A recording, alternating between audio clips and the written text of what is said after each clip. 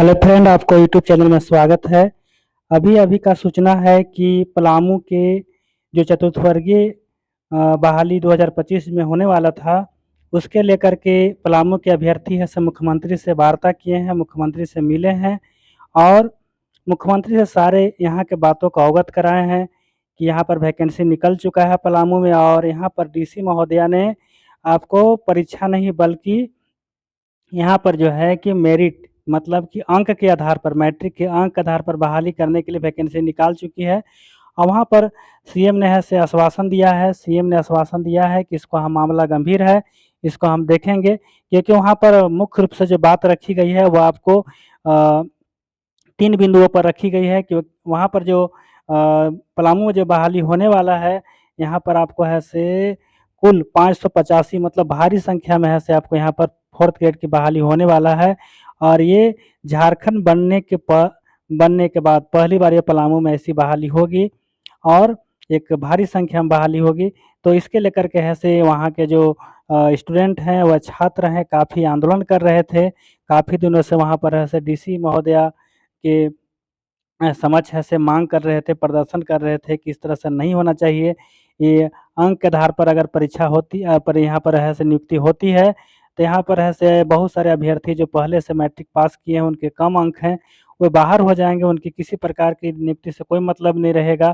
क्योंकि अभी जो मैट्रिक की परीक्षा हो रही है, उसमें काफ़ी अंक आते हैं और पहले का सिलेबस अब के सिलेबस में काफ़ी अंतर है, इसलिए अभी जो है कि परीक्षा होनी चाहिए।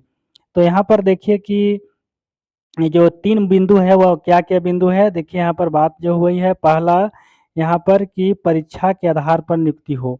पहला छात्रों का सबसे पहला ही मांग था कि परीक्षा के आधार पर नियुक्ति हो। जो परीक्षा में जो आएँगे, जो मेरिट जो बनेगा, वो परीक्षा के आधार पर नियुक्ति होगी, क्योंकि इसके पहले भी जो 2010 में वैकेंसी निकली थी, वो परीक्षा के आधार पर है से वैकेंसी निकली थी, परीक्षा के आधार पर चयन हुआ था।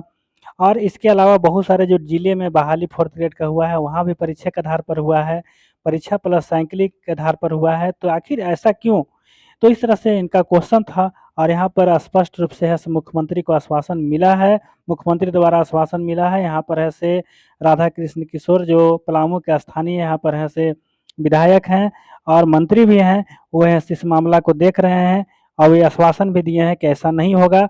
जब भी होगा तो पलामू के लोगों को आरक्षण मिलेगा, पलामू के लोगों की नियुक्ति होगी और यहाँ पर परीक्षा के आधार पर नियुक्ति होगी। तो अब देखिए यहाँ पर दूसरा चीज़ हो गया आरक्षण। आरक्षण के बात में ही चर्चा हो चुका है कि पलामू के लोगों को आरक्षण मिलना चाहिए। यहाँ पर पहले सबसे दूसरा मांग यहाँ पर पलामू के लोगों का था, विद्यार्थियों का लोग था, क्योंकि 4th ग्रेड की बहाली में ये हर डिस्ट्रिक्ट है से लॉक कर दिया किया है। आप लातेहार बहाली हुई, वहाँ भी ऐसे अदर डिस्ट्रिक्ट का है से लोगों को बहाली नहीं हुई थी, जो वहाँ के लोकल थे उनके है से विशेष अंक 10 या 20 अंक मिले थे। उस तरह से पलामू भी चाह रहे हैं, वहाँ के स्टूडेंट भी चाह रहे हैं और भी बहुत सारे ज़िले में बहाली हुआ है, तो वहाँ पर विशेष है से छूट दिया जाता है, विशेष अंक दिया जाता है उस ज़िले के निवासी को। लेकिन जो वैकेंसी निकली थी इसमें इसी तरह से किसी प्रकार कोई ज़िक्र नहीं था। माने लोगों का संदेह था, इस पलामू के लोगों का संदेह था कि इस बहाली में पूरे ऑल झारखंड, ऑल इंडिया के लोग भरेंगे और जनरल सीट में ऑल इंडिया लेवल पर भरेंगे और वहाँ से यहाँ नियुक्ति हो जाएगी और पलामू के सारे सीट बाहर चले जाएँगे। ये डर था, तो ये इसी को लेकर के ऐसे मुख्यमंत्री से वो लोग मिले हैं।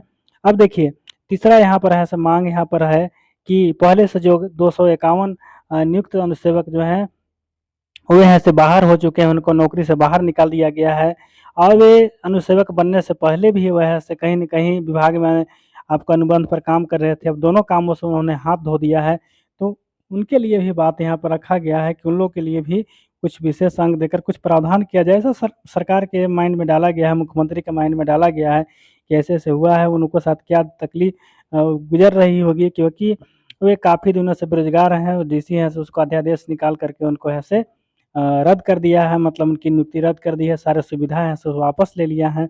अब सीधे वो लोग ऐसे रोड में आ गए हैं। तो इस तरह से बहुत सारा मामला है, सरकार के पास अपना अधिकार है, भले सुप्रीम कोर्ट का आदेश है कि नियुक्ति 6 महीने के अंदर करना है, लेकिन सरकार के पास विशेषाधिकार होता है, कुछ प्रावधान वो कर सकते हैं। तो यहाँ पर देखिए इसी तरह से मामला है और ये मामला है ऐसे धीरे-धीरे ऐसे बहुत गंभीर होते गया और यहाँ पर अंत में है सो सीएम के पास भी चला गया, वहाँ से आश्वासन भी मिला है। अब इस नियुक्ति को देख-रेख के लिए स्पेशल रूप से है से राधाकृष्ण किशोर जो मंत्री हैं, वित्त मंत्री हैं उनको है से मिला है। तो चलिए आगे क्या देखा जाता है। परीक्षा स्थगित होती है, स्थगित होने पर है से इसका क्या नियमावली होगा, क्या प्रक्रिया होगा, वो हम लोग ऐसे विशेष तरह से बाद में हम लोग जानेंगे, क्योंकि अभी सरकार की तरफ से कोई फीडबैक नहीं आया है, लेकिन आएगा। धन्यवाद। अगर मेरे चैनल को आप सब्सक्राइब नहीं किया है ज़रूर कर लेंगे, और लाइक नहीं किए हैं वीडियो को ज़रूर लाइक करेंगे। Thank you.